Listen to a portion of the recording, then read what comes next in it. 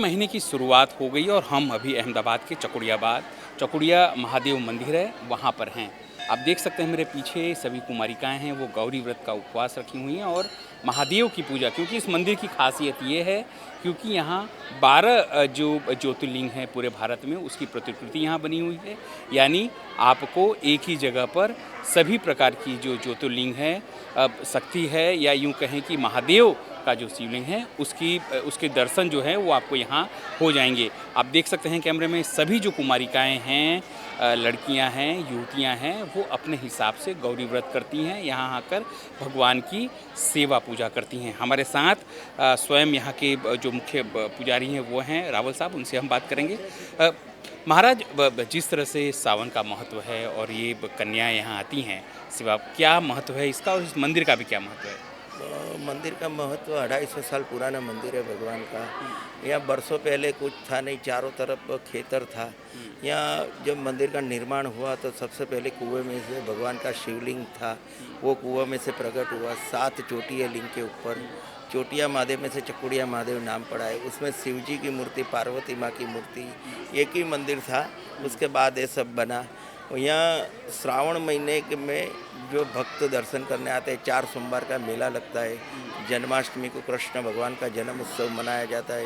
यहाँ रक्षाबंधन के दिन पूरा घी का शिव परिवार बनता है और श्रावण के महीने के बाद उसको मई नदी में विसर्जन होता है। और यहाँ मंदिर में एंटर्स होते हैं। बलिया बाप जी है, माँ काली माँ का मंदिर है, साईनाथ बाबा है, हनुमान जी है, यहाँ पाड़ेश्वर महादेव है, यहाँ बरसों पुराना 250 साल पुराना शिव जी का मंदिर है। यहाँ ऋषिकेश महादेव, राम दरबार, केवट प्रसंग, राधा कृष्ण भगवान, शनिदेव महाराज का भी मंदिर यहाँ विराजमान है। यहाँ चौक के बीच में 12 ज्योतिर्लिंग है। हाँ, वो खासियत क्या है? क्योंकि 12 ज्योतिर्लिंग, आप शिवरात्रि को भी महापर्व यहाँ होता है, ये 12 ज्योतिर्लिंग यहाँ लगाने का कोई महत्व है? कोई खास महत्व ये है कि जो बद्रीनाथ, केदारनाथ, अमरनाथ जो बेचारे जा नहीं सकते हैं तो यहाँ आके दर्शन करते हैं तो उनको मनोकामना उनकी पूरी होती है। ऐसा लगता है कि हम बद्रीनाथ केदारनाथ जाके आए।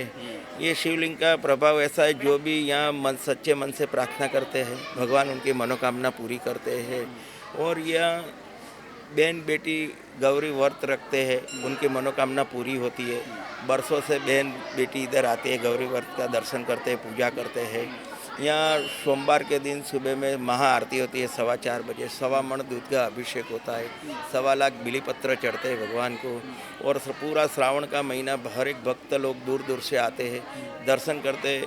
लेकिन जो 2020 और 21 में थोड़ा था वायरस के हिसाब से, क्योंकि कोरोना आया, कोरोना काल में जो मंदिर भी बंद थे, क्योंकि वो जो सोशल डिस्टेंस ये सबका पालन करना था, उसके बाद का अब का ये जो त्यौहार है अब से शुरू हो रहा है, इसलिए भी यहाँ पर भारी भीड़ है। हाँ। ये शिव पार्वती का जो आपने कहा गौरी व्रत है, उसको क्या महत्व है और ये जो कन्या यहाँ खास करके क्या पूजा करती हैं? कि उनको माता जी का जो व्रत रखते हैं उनको अच्छा परिवार मिले सामने और उनकी मनोकामना परिपूर्ण होवे। तो पार्वती माँ का है, दशा माँ का व्रत आता है, तो वो व्रत ने जो रखते हैं भगवान उनकी मनोकामना पूरी करते हैं। और खास जिस तरह आपने कहा बीच में एक बड़ा शिवलिंग है, ये इसका भी क्या महत्व है यहाँ पर? क्योंकि इसी के हर साल यहाँ पर बड़ा त्यौहार होता है। हर साल फूलों से भगवान को सजाया जाता है। 2149 शिवलिंग है, जो सबसे बड़ा शिवलिंग है इधर। जो भी भक्त आता है उनको कुछ भी कष्ट होता है, उस कष्ट का निराकरण होता है। भगवान स्वयं इधर हाजिर हाजिर है, भगवान हर एक की मनोकामना पूरी करते हैं। यहाँ राम रोटी चलती है सुबह शाम। यहाँ 700-800 इंसान भोजन पाते हैं। यहाँ साधु संत आते हैं, अंधजन आते हैं, दान दक्षिणा दी जाती है। यहाँ कोई बेचारा बैठ के खा नहीं सकता है, उसको 10 किलो आटा है, 10 रुपया दक्षिणा है। सबसे पहले शंभू महाराज ने भागवत कथा किया।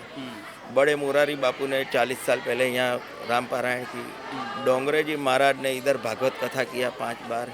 तो ये संतों के आशीर्वाद से सब चलते हैं। मंदिर में सीसी कैमरा लगा रहता है। जब श्रावण के महीने में मेला लगता है तो पुलिस बंदोबस्त रहता है, व्यवस्था अच्छी तरह से रहे, कोई परेशानी नहीं हो। और इसी तरह श्रावण का महीना मनाया जाता है।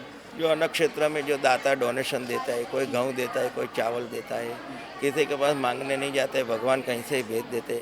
जो दाता दान देते हैं उनको इनकम टैक्स कर मुक्ति है और ये भगवान के आशीर्वाद से सब चलता है। अब स्वाभाविक है कि जिस तरह से पूरा मंदिर का महत्व है चौकुड़िया महादेव, पूरे इलाके में माना जाता है कि भगवान स्वयं यहाँ हाजरा हजूर उपस्थित रहते हैं और कई सारे ऐसे लोग हैं जिनको यहाँ चमत्कार हुए का दर्शन हुआ है। और ख़ास करके अभी जो व्रत चल रहा है वो व्रत में जिस तरह से महिलाएं कन्याएं आती हैं, उन्हें लगता है अवश्य तौर पर यहाँ भगवान के दर्शन होंगे, विधिवत पूजा होगी, तो उसका जो श्रेय है, उसका लाभ है, वो अवश्य मिलेगा।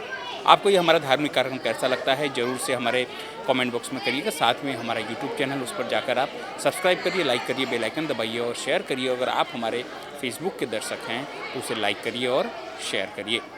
कैमरा पर्सन मुकेश परी के साथ Anil Patel, panchayat TV, Ahmedabad.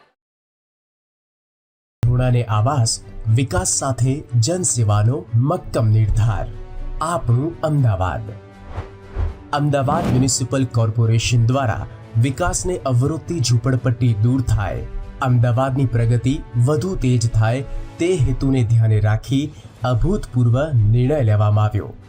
AMC standing કમિટીના ચેરમેન શ્રી હિતેશભાઈ બારોટ દ્વારા જનસેવા અને વિકાસ બંને સિદ્ધ થાય તે માટે ઝૂંપડપટ્ટીની જગ્યાએ ઘર મળી રહે, તેઓના રહેવાની વૈકલ્પિક વ્યવસ્થા ત્વરિત ઊભી કરી શકાય તે અનુસંધાને નિર્ણય લેવામાં આવ્યો। એએમસીના હદ વિસ્તારમાં ટીપી સ્કીમ અંતર્ગત મળતા પ્લોટ પૈકી ગરીબ આવાસ યોજનાના પ્લોટમાં મકાનો બનાવવામાં આવે છે। 28 ચોરસ મીટરના આ મકાનો વિવિધ સુવિધાથી પરિપૂર્ણ હોય છે। શહેરના જુદા જુદા વિસ્તારોમાં 23,000થી વધુ આવાસોનું निर्माण થઈ રહ્યું છે, તેમજ નવા મકાનોની નિર્માણ પ્રક્રિયા પણ ચાલુ છે। પ્રધાનમંત્રી આવાસ યોજના અંતર્ગત નવ નિર્માણ પામનાર અને જેનો ડ્રો નથી થયો તેવી આવાસ યોજનામાં 10%થી 20% સુધીના આવાસોને ઝૂંપડપટ્ટી વિસ્તારના નાગરિકો માટે ખાલી રાખવામાં આવશે, જેથી તેઓની સ્થળાંતરની પ્રક્રિયામાં અગવડતા નહીં ઉદ્ભવે। વિકાસની ગતિમાં ઝૂંપડાને કારણે અડચણો ઊભી નહીં થાય, તેમજ કાર્યમાં થતા વિલંબને કારણે વધતા ખર્ચને પણ અટકાવી શકાય। ઘરના ઘર સાથે વિકાસનો નિર્ધાર કરતું અમદાવાદ મ્યુનિસિપલ કોર્પોરેશન।